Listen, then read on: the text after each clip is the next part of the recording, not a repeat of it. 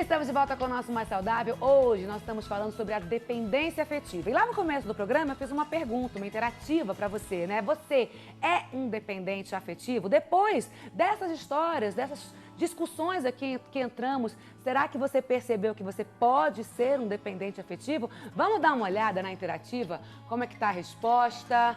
Como é que o povo tá se falando? Ah, deixa eu ver. Você sofre de dependência afetiva. Olha lá.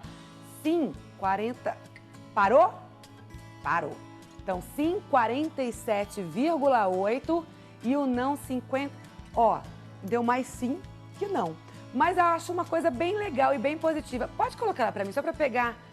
Pode colocar de volta, por favor? Então, a gente tem 47,8 com sim. 52,2 com não.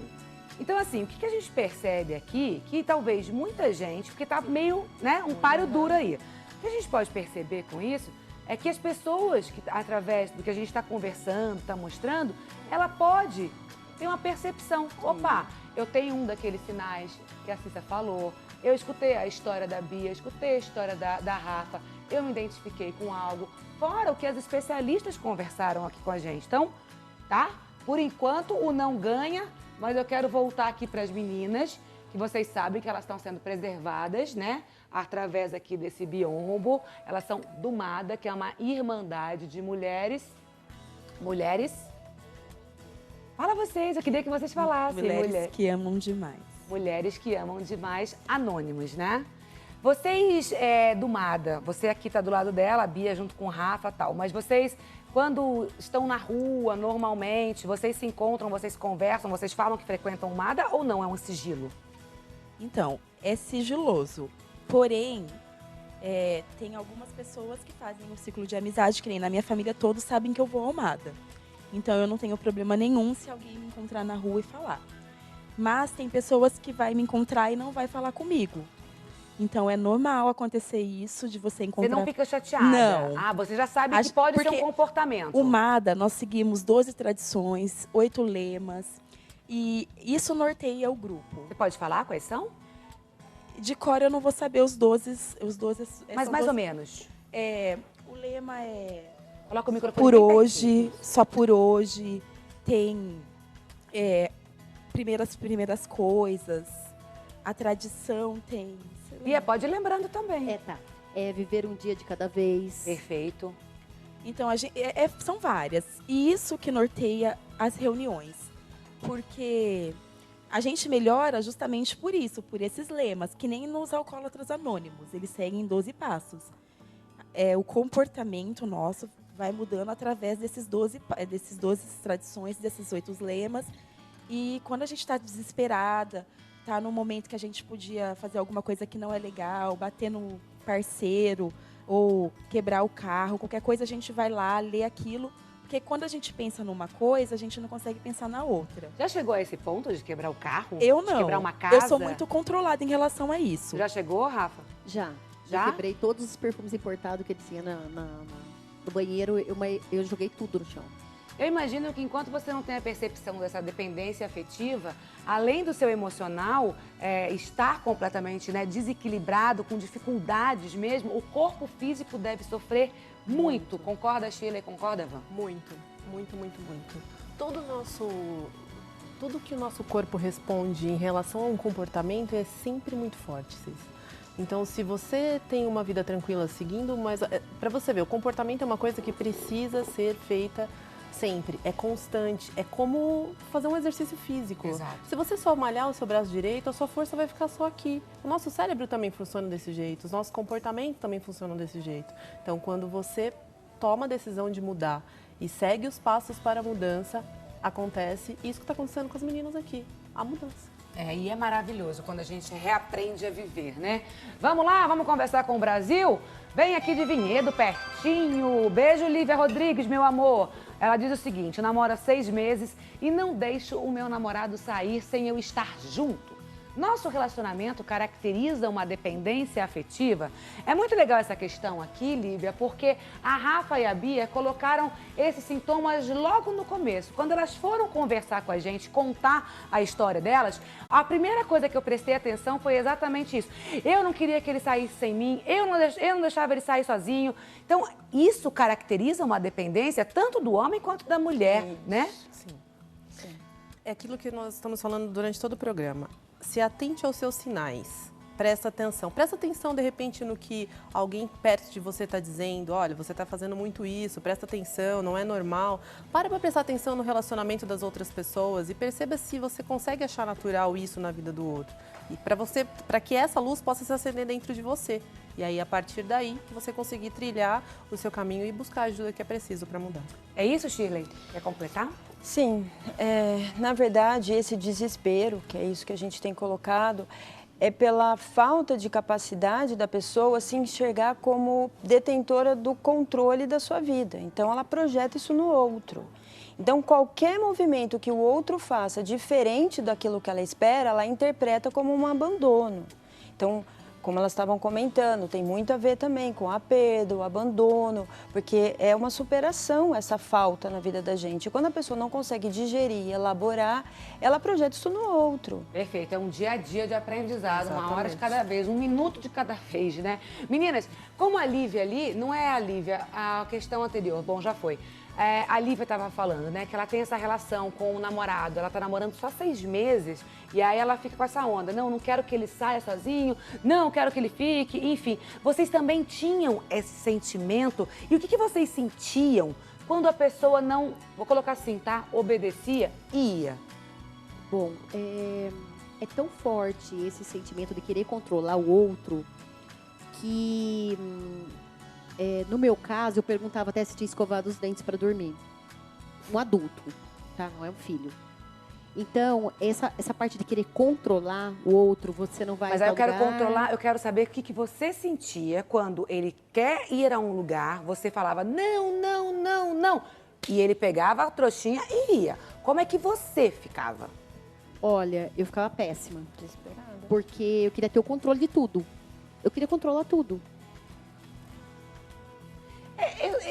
Pra mim tá ficando assim uma coisa complicada de entender essa questão da dependência afetiva que elas estão me contando aí, que é já traçado, enfim, que elas estão resolvendo dia a dia, mas com essa questão do controlador também.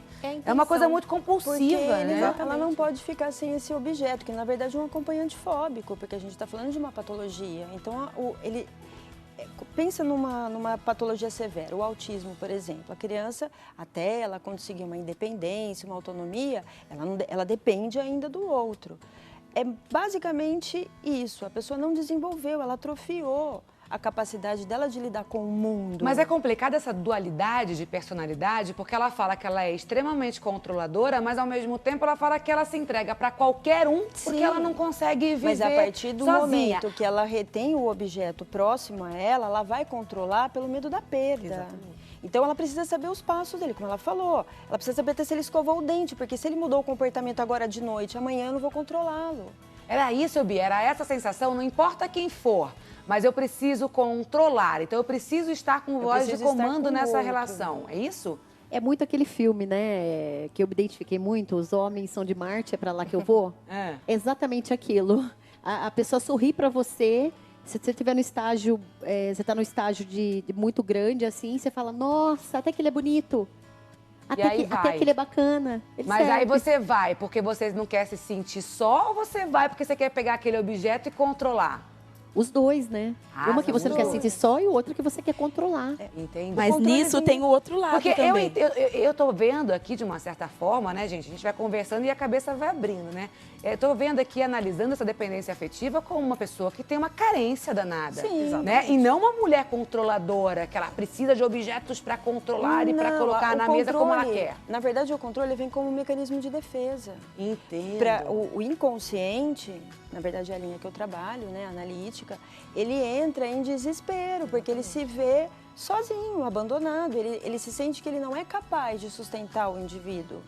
Então, ele desenvolve esse mecanismo de controle, tanto que é exaustivo. Imagino. Eles devem passar, elas podem depois comentar um pouquinho, o dia inteiro pensando no outro. É isso, meninas? Então, eu já sou um pouco diferente. Eu sou uma mulher totalmente poderosa antes de estar com a pessoa.